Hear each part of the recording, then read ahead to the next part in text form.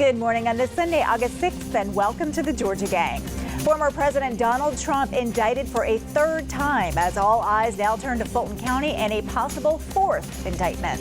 Also, several district attorneys file suit to strike down a new law that creates more state oversight over prosecutors. And state transportation leaders are looking into new ways to collect taxes now that more Georgians are buying electric and not heading to the gas pumps. Melita, Phil, Theron, and Martha are all here. The debate and discussion begin right now. From the Fox 5 studios, the Georgia Gang starts now. A Fulton County grand jury could soon deliver a fourth indictment against former President Donald Trump after the feds charged him yet again this week, this time for allegedly trying to overturn the results of the 2020 election. Trump could now face state charges here in Georgia and cameras in the courtroom.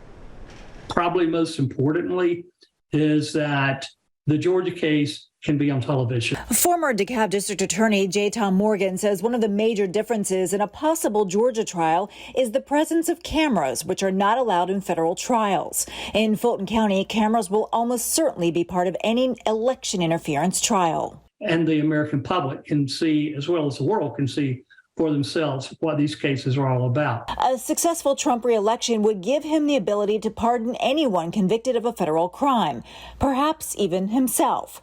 But that's not the case in Georgia. The president has no power to pardon anyone in Georgia convicted of a state crime. And that the oath requires that I follow the law, that if someone broke the law in Fulton County, Georgia, that I have a duty to prosecute. Meanwhile, Secretary of State Brad Raffensperger played roles in both the recent federal indictment and the Fulton County investigation. I feel more sorrow for our country that we're going through this, because in effect what we're doing is we're losing time and wasting time.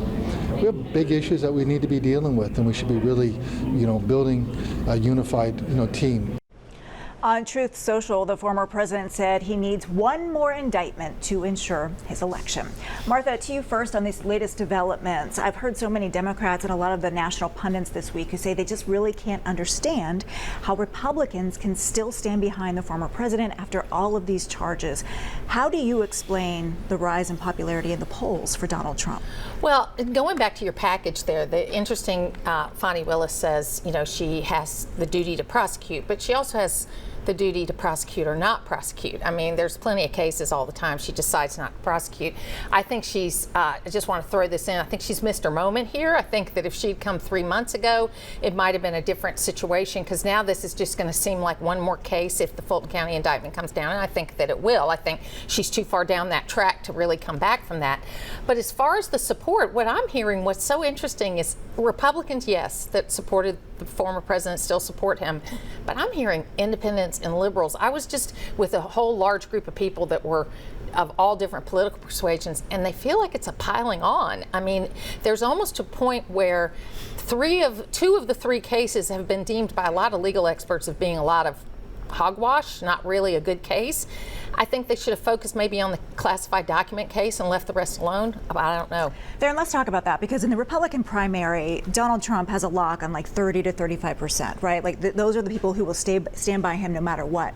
It's the others, right? It's the moderates, it's the suburban moms. Like, what are they thinking about, all of these cases and these developments? So when I talk to Republicans, they all say, hey, we don't like the way that the former president conducted himself while in office, the name calling, the tweets, the disrespectful language that he used towards women and foreign leaders. But they all sometimes go back to the policy, but then they're sort of able to maybe tell me one or two things about the policy. And so I know that there are obviously Republicans out there that still support him because the polls show. But I think the sensible Republicans, the moderate suburban moms, the disaffected Republicans who really want to make sure that this country is moving in the right direction, when it comes November of 2024, I think they're going to vote for Joe Biden, because if Donald Trump is the nominee Republican, I think nothing is going to change.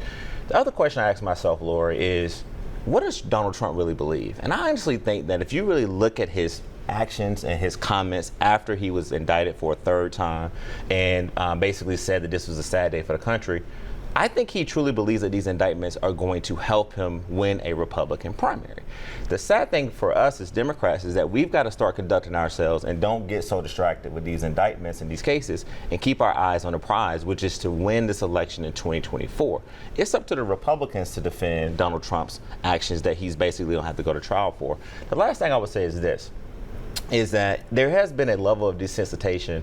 People have been desensitized to these indictments. I mean, do we ever think that we would live in a country in 2023 that if someone was indicted 3 times over 70 plus counts, we would just say, oh, it's just a bunch of nothing there. Nothing. No, these are serious criminal investigation, criminal charges that he's been brought up again.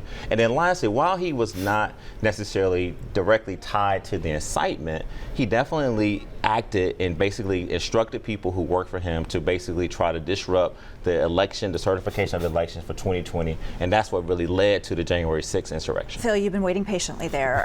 You know, we are going to turn to Fulton County, and I don't think any of us would be surprised to see more charges come down. Well, before I get to Fulton County, I just want to have the viewers reflect on something Martha mentioned, piling on. You're being kind. Yes, this is a weaponization of the Justice Department. I never thought I'd see such corruption in the federal level. You just last week, you had a sitting president's son hit with serious charges by whistleblowers, bribery, corruption, etc. And then the next day, you see another indictment come out by this corrupt Justice Department and corrupt president.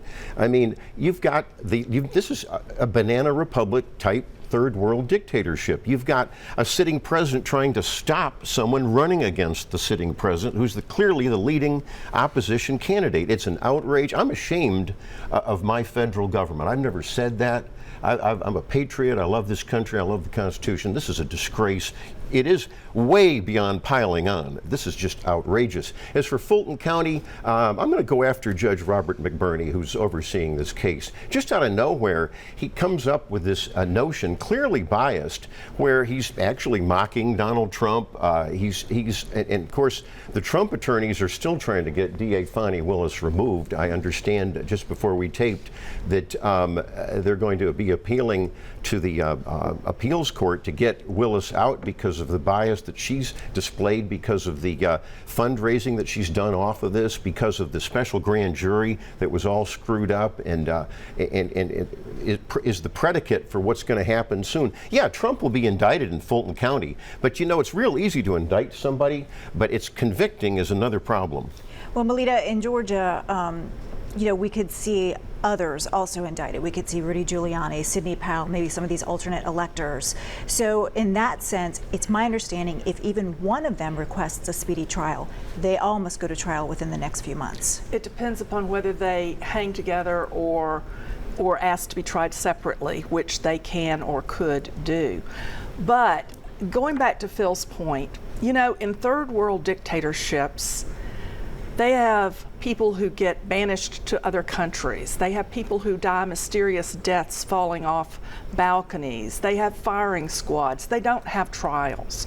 So in some ways, this is all a demonstration that our democracy is working and that the justice system is working.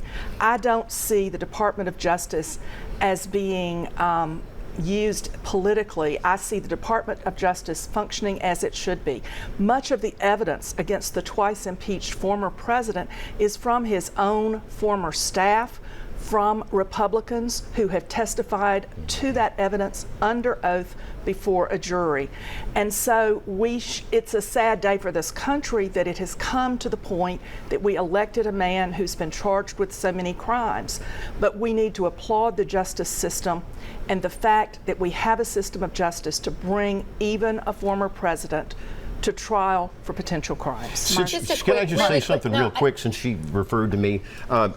There is a problem when you've got the Biden administration's Justice Department trying to get a blanket immunity deal for his sleazebag son, and then finally a judge stopped that. But you know, you can have in third world dictatorships, you can have show trials. This is what's happening. Look, a real quick point that in the state of Georgia, if you're tried by a tribunal in a school, you can't then be tried by the state. The former president was impeached and tried in the Senate and acquitted of basically the things Jack Smith has put forward. So I think it's double jeopardy. I don't think it's going to stand up, and I think people need to look at it. Darren, one last question because we're over time, but I just want to get this in. Isn't that proof that the justice system does work because the judge stopped that plea deal for Hunter Biden? Yeah, I mean, look, the Hunter Biden situation is serious, and it's something that the president and his team and the campaign are going to have to deal with. But to just say that the justice system is not working because you have a former president who basically behaved in this posture, I mean, I just want to keep reemphasizing, it's not so much that he actually did the rioting himself, did he go out there on January 6th himself, but he actually instructed people to basically continue to spread a lie. And then I think the thing that's coming out in this indictment, he's going to answer this question, even after former President Trump was told there was no way that you were going to win this election, did he still believe, and did his actions show that he still tried to push forward this false narrative to try to overturn the election results? And I think that's what this case sort of brings out. All right, I got to wrap it there, folks. We're out of time, and we will be talking about this a lot more, so don't worry. Up next, several district attorneys say a new Georgia law aimed at disciplining and removing prosecutors violates the Constitution. We'll discuss next. Have a question or comment for the Georgia Gang? Email them at georgiagang@foxtv.com. An assault on prosecutors, an assault on our democracy. That's how DeKalb District Attorney Sherry Boston describes a new law that creates a commission to discipline and remove prosecutors. Boston is one of 4 district attorneys asking a judge to strike down the law on constitutional grounds. Theron, to you first. Well, what's interesting about this is that this law was sort of controversial. You know, the legislature debated this. A lot of Democrats sort of pushed back. I've said on this show, I think that ultimately the voters decide who their district attorney should be. If a district attorney, he or she, does something that's bad, the voters should decide whether or not that man or woman should remain.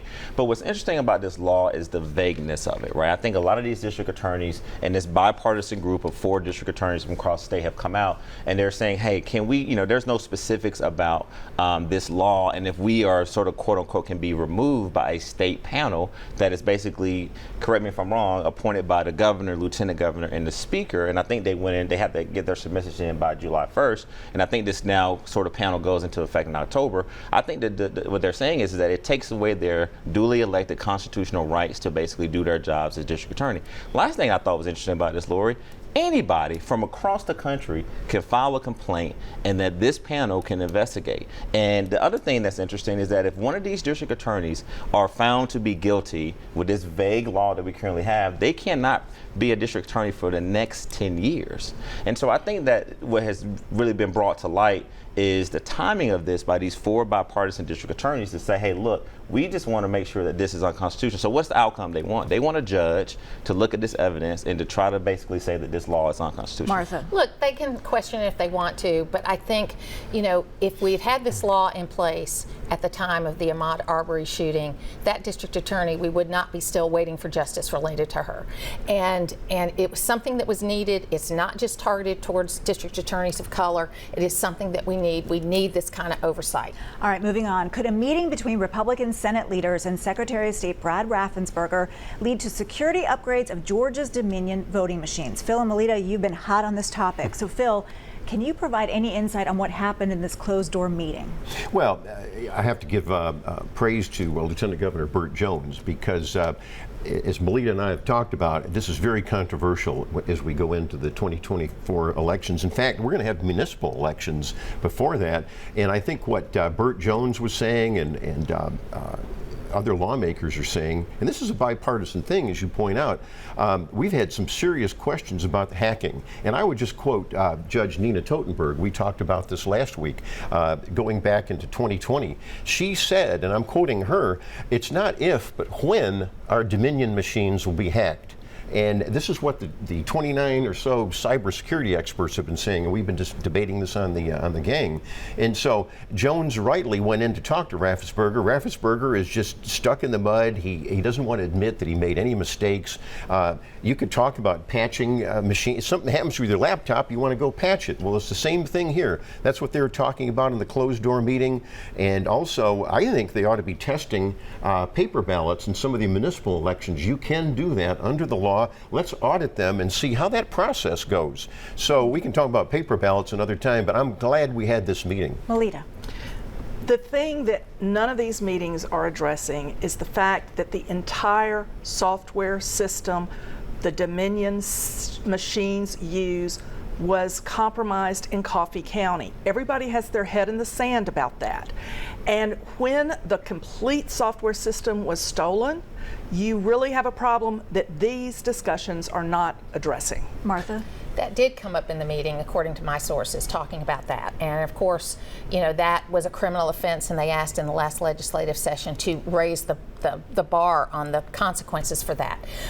But what I heard from what came out of the meeting is once they showed them the timeline of what it would take, that there was a lot more understanding, and they're going to try to get back together this week and next week, not necessarily in a meeting, but get some backup from questions asked to Dominion and other things like that. So I think there was some progress made in the meeting from the sources that I talked to that were inside. So we'll see what happens. All right, I want to move on, unless you want to say something. No, I just want to give a shout out to Randy Travis, who did a really good sort of piece on like the day that Joe Biden won the state of Georgia that led up to the insurrection, and one of the pivotal parts. What the? But one of the pivotal parts of his sort of piece was how the Coffee County machines were compromised, and I think that to me is Exhibit A. But I agree with Martha. There is being progress. And look, last week we were saying nothing was going to be done. Now they're at least trying to do something about these votes. What's Raffensperger done? Nothing. He can have a meeting all day long he wants. He's doing nothing. But at least the meetings are happening. They're piloting that's some to of it kind now. of, you know, make you happy. But Can you believe I'm defending Raffensperger? Yeah, I know it. Well, you elected him. No, I didn't. All right, well, I was going to move on, but we really have to move on to the next block. So up next, Georgia will soon launch a pilot to collect transportation taxes based on the number of miles you drive rather than a gas tax. We'll discuss next. Join the discussion on the Georgia Gang Facebook page and watch past episodes on the Georgia Gang YouTube channel.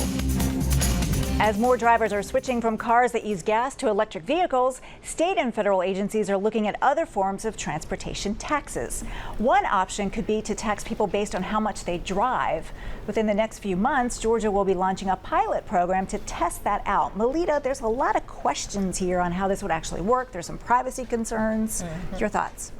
Well, there are only about 65,000 electric vehicles in Georgia out of 10.6 million vehicles, so there is time to figure this out. Another factor that we're not talking about in the mileage versus gas purchase is also the weight of the vehicles and the difference in an electric vehicle weighing so much more than a traditional car, and that causes more wear and tear on the roads. So it's a complicated thing, and this pilot program will help the DOT figure out how to move forward in the future. Phil? Yeah, if you're talking about a mileage-based user fee, I'm worried about fairness. People have different vehicles, different gas usage. Yeah, the pilot program will tell us a lot. I don't know if it's going to be feasible, though. There are other options. I don't know if you could use maybe a credit card when you have an electric vehicle, and you can still measure your mileage. All of us can have our mileage measured in our vehicles. So I don't know what they're going to do.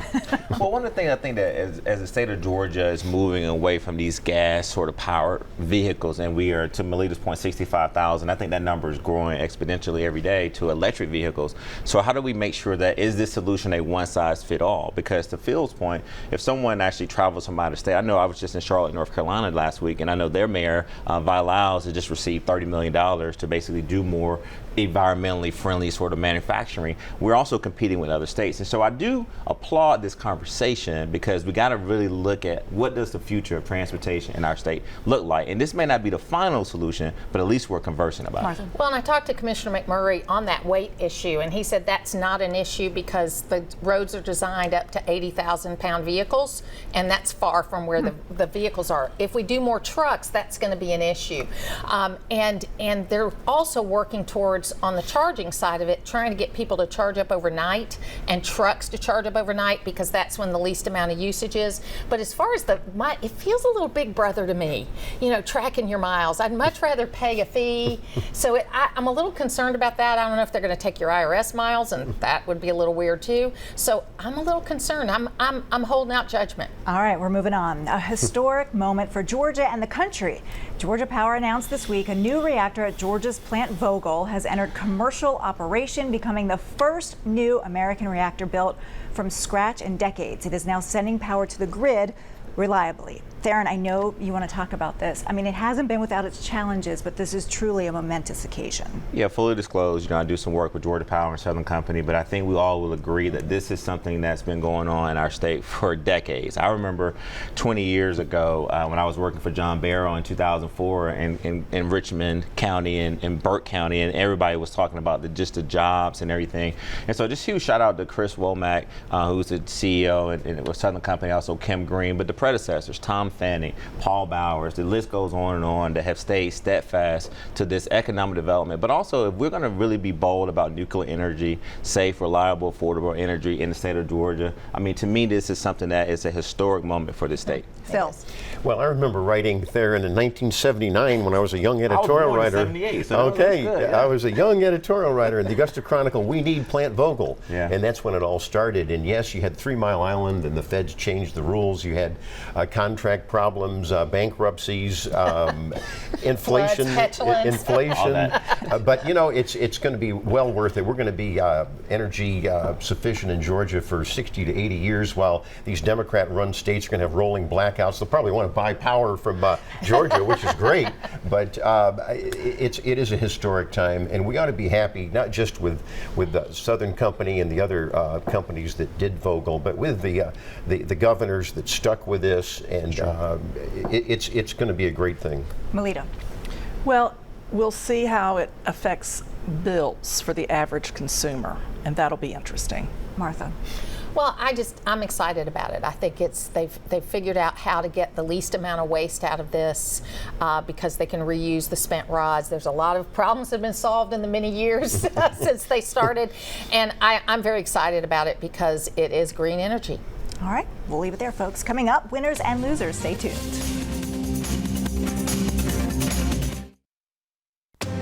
Time now for the week's winners and losers. All right, Martha, we'll start with you this week. Well, August 1st was World Lung Cancer Awareness Day, and I want to recognize Chris Draft as a winner. He's like a brother of mine in many ways. He lost his wife to lung cancer. I lost my mom, my dad, and my sister to lung cancer. And so he was at the Braves game on August 1st with his nephews and Michael Harris, who was like, the big guy for that game. Oh, so nice. I just love Chris and the work that he does. He got the NFL involved. He's got the MLB involved, and he is just a winner. He's a former Atlanta Falcons player and a great guy. Kids going back to school are a winner. And my loser this week is overreaching federal prosecutors that are going to turn Donald Trump into a victim, and they're going to be sorry about the path they took. Well, we'll see.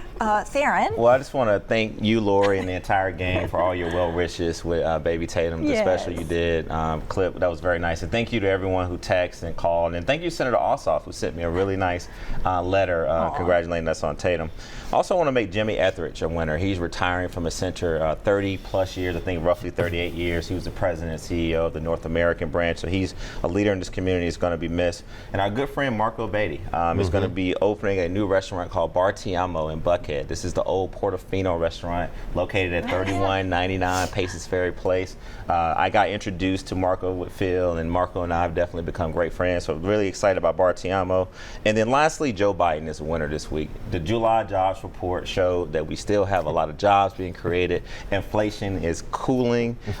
People are still working. Wages are going up. Unemployment is down. That's what I want to be talking about other than these indictments. Do you notice the less sleep Theron gets, the more verbose he is? Yeah, no sleep. Yeah, the filibuster's over, so just to talk about inflation, the loser is the Biden administration. When Donald Trump left office, it was 1.4. It's now up 3%. Have you gone to a grocery store to buy for your baby and gas? And a lot of formula. And I'm upset, along with a lot of veterans and just a lot of people, with our Georgia Senators John Ossoff and Raphael Warnock. There was an amendment to the National Defense Authorization Act. It was just simple. Fly only the American flag on government buildings and military installations. The Democrats, except for Joe Manchin, voted that down. All Republicans voted for it. Where's the patriotism? It even goes against the U.S. flag code. They are losers. All right, Melita. Well, my first winner is the Atlanta History Center because they're opening a splendid new exhibit, Emmett Till and Mamie Till Mobley Let the World See, on Friday. And at a time when some surrounding states wish to hide and diminish the significance of historic events, the Atlanta History Center is being bold in helping us put the tragedy that was in perspective. Another winner who recently passed away in my book is Sid Blackmar of Tifton. She was a great arts innovator in bringing the arts to rural areas, and her program that went over 40 years in that area became a national model. She was even honored twice with the Governor's Award for the Arts, one by Republican Nathan Deal and earlier by Democrat George Busby. She'll very much be missed in South Georgia. All right, we've got 50 seconds, which never happens in winners and losers. So just real quickly, your predictions. Do we see Fulton County indictments this week or next week? Next week. Next week. Yes. Aaron? I'm hoping 2 weeks from now because the Georgia Chamber is doing their luncheon down in Athens, and I want to be able to be there for that. That's a good point. I'll be there with you. Shout out to Athens. I think next week. And I know I've mentioned on the show before that I haven't been able to get Senator Warnock on the show. He's coming in on Tuesday. Okay. We're going to do a live interview. Ask him So about are you voting making him the against the winner? flag. Okay. Phil, your prediction this week, next week? Yeah, next week. Melita? I think this coming week. All right. Well, we'll obviously have a lot to talk about, so thank you all. Thank you for joining us. We will see you again next week. Bye-bye.